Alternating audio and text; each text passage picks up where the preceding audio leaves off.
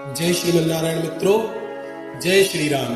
धर्मराज युधिष्ठिर कहने लगे कि हे भगवान, मैंने भाद्रपद शुक्ल पक्ष एकादशी अर्थात पार्श्व एकादशी का सविस्तार वर्णन सुना है। अब आप कृपा करके मुझे अश्विन माह के कृष्ण पक्ष की एकादशी के विषय में भी बतलाइए। इस एकादशी का नाम क्या है तथा इसके व्रत का क्या विधान है? इसका व्रत करने से किस फल की प्राप्ति होती है?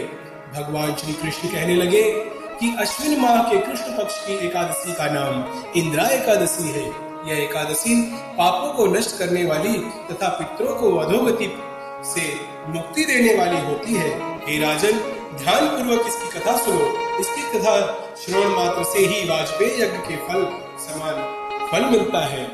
इंद्रा एकादशी प्राचीन काल में सतयुग के समय में माहिष्मती नाम की एक नगरी में इंद्रसेन नाम का एक प्रतापी राजा धर्म पूर्वक अपनी प्रजा का पालन करते हुए शासन करते थे। वह राजा पुत्र, पौत्र और धन आदि से संपन्न और भगवान विष्णु के परम भक्त थे।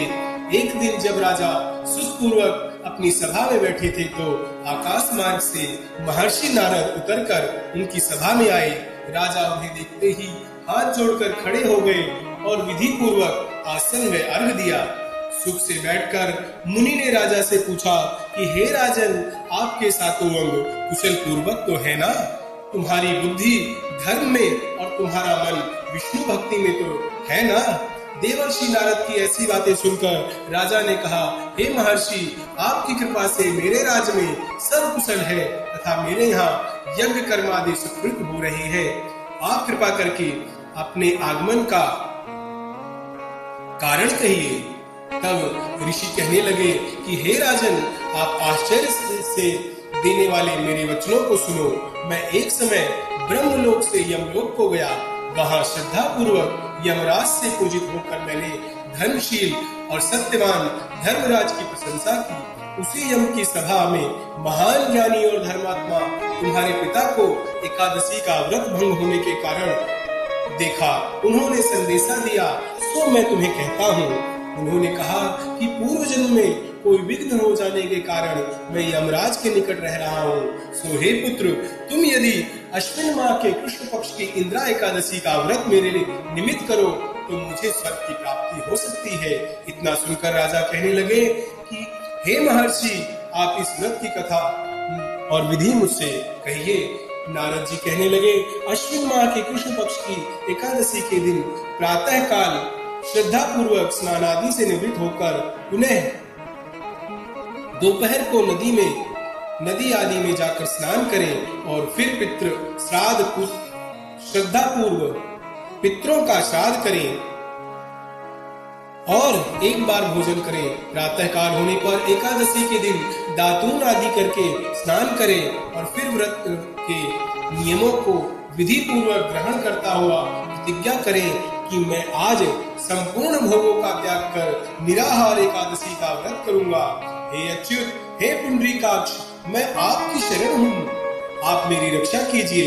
इस प्रकार नियम पूर्वक शालिग्राम की मूर्ति के आगे विधि पूर्वक श्राद्ध करके योग्य ब्राह्मणों को फलाहार का भोजन कराए और दक्षिणा दे।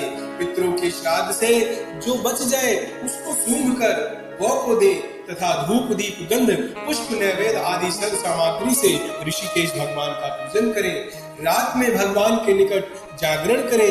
इसके पश्चात द्वादशी के दिन प्रातः काल होने पर भगवान का पूजन करके ब्राह्मणों को भोजन कराएं।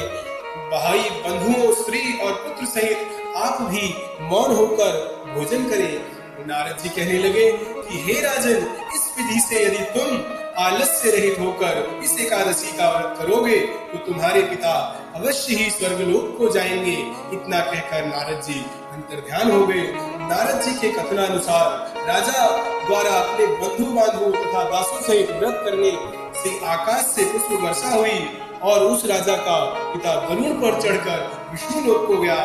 राजा इंद्रसेन भी एकादशी के व्रत के प्रभाव से निष्कंटक राज करके अंत में अपने पुत्र को सिंहासन पर बैठाकर स्वर्गलोक को गया। हे युधिष्ठिर, यह इंद्रा एकादशी के व्रत का महात्म्य मैंने तुमसे कहा है। इसके पढ़ने और सुनने से मनुष्य सब पापों से छूट जाते हैं और सब प्रकार के भोगों को भोग कर वैकुंठ को प्राप्त करते हैं। जय श्रीमन नारायण, जय श्री राम, राधे राधे, जय श्रीमन नारायण।